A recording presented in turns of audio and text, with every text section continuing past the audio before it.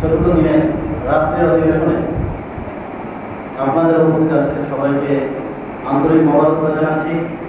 সাথে সাথে আমি ধন্যবাদ জ্ঞাপন করছি মাদাবাগ হলের সমাজজনী সমাপনী উদযাপন কমিটির সমাজের সাংস্কৃতিক সম্পাদকবৃন্দ, উপস্থিত আছেন আমাদের কমিটির অন্যান্য নেতৃবৃন্দ, একদপ্রিয় ছোট ভাইয়েরা, আসসালামু আলাইকুম।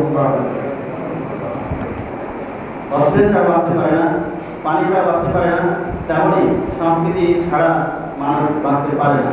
এই জন্য আমরা ইংরেজির একটা কথা শুনছিলাম যে কোনো জাতিকে যদি ধ্বংস করতে হয় তাহলে সেই জাতির সংস্কৃতিকে ধ্বংস করতে পারলে সেই জাতিকে ধ্বংস করা সম্ভব।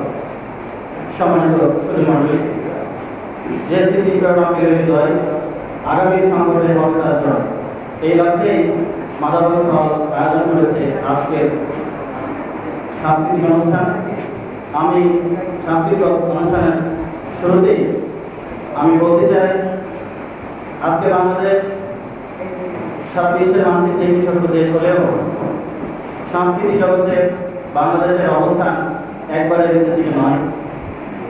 তারপরেও আরেকদিকে আমাদের লক্ষ্য করতে হবে যে সংস্কৃতি মানুষকে উজ্জীবনী শক্তি বৃদ্ধি করে, একটা মানুষকে বড় স্বপ্ন দেখাতে পারে, একটা জাতিকে প্রাণবন্তির শিখরে নিয়ে যেতে পারে, কিন্তু সেই সংস্কৃতি নয় যে সংস্কৃতি মানুষকে ধ্বংসের দিকে নিয়ে যায়।